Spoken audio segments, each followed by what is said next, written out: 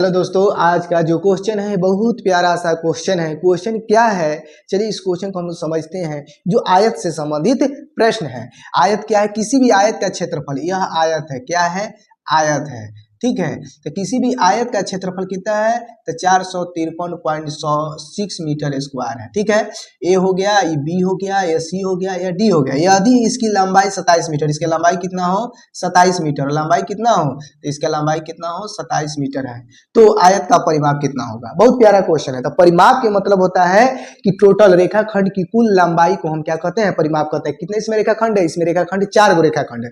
तो 4 रेखाखंड की कुल लंबाई को हम क्या करेंगे? परिमाप कहेंगे, ठीक है। तब चलिए इस क्वेश्चन को हम बनाते हैं। क्षेत्रफल एल गुने बी, आयत का क्षेत्रफल कितना होता है? तो लंबाई गुने चौड़ाई बराबर 453.6 मीटर स्क्वायर है।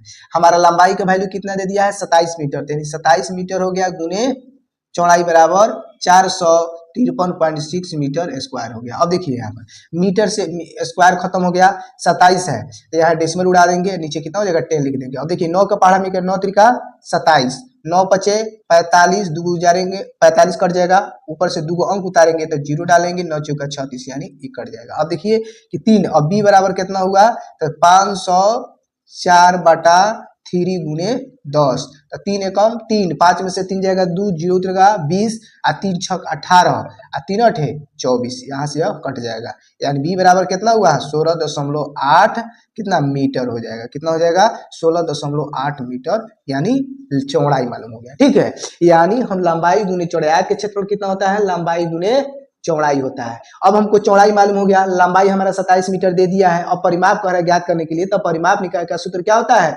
2 इंटू लंबाई प्लस चौड़ाई। तो 2 लंबाई कितना है हमारा? लंबाई 27 हो गया, प्लस 16.8 हो जाएगा। अब इसको क्या करेंगे? 27 को 8 को जोड़ेंगे तो कितना हो जाएगा?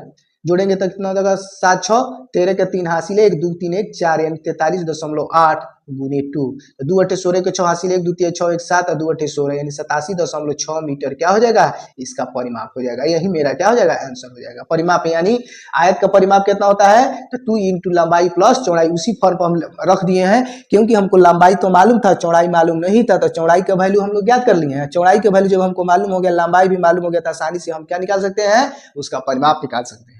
बहुत प्यारा क्वेश्चन था, ठीक है। आई होप, मैं आशा करता हूं कि यह वीडियो आपको अच्छा लगा होगा, ठीक है। तो आप इसको लाइक कर दीजिएगा, ठीक है।